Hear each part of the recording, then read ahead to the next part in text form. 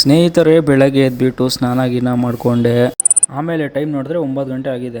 ಇಲ್ಲಿ ನೋಡಿದ್ರೆ ಇವ್ರು ಟಿಫನ್ ಟೈಮ್ ಆಗಿದೆ ಅಂತ ಅಲ್ಲಿಂದ ಇಲ್ಲಿಗೆ ಇಲ್ಲಿಂದ ಅಲ್ಲಿಗೆ ಹೋಗ್ತಾ ಇದ್ದಾವೆ ಪಾಪ. ಆಮೇಲೆ ನಮ್ಮ ತಾಯಿ ಬಿಸಿ ಬಿಸಿ ಟೀ ಕೊಟ್ಟರು, ಅದನ್ನು ಕುಡಿದ್ಬಿಟ್ಟೆ. ಖತಮ್.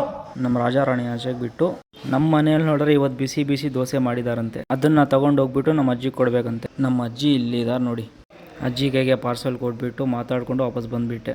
ಆಚೆ ನಮ್ಮ ಮಿನಿ ಕೂಪರ್ ನಿಂತು ನೋಡ್ಬಿಟ್ಟು ಡೀಲ್ ಖುಷಿಯಾಗೋಯ್ತು. ಎಲ್ಲ ಮುಗಿಸ್ಕೊಂಡು ಅಂಗಡಿ ಕಡೆ ಬಂದೆ.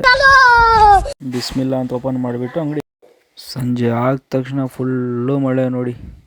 ಬರ್ತಾ ಇರೋ ಮಳೆಗೆ ಆ ಕ್ಲೈಮೇಟ್ಗೆ ಸಖತ್ತಾಗಿತ್ತು.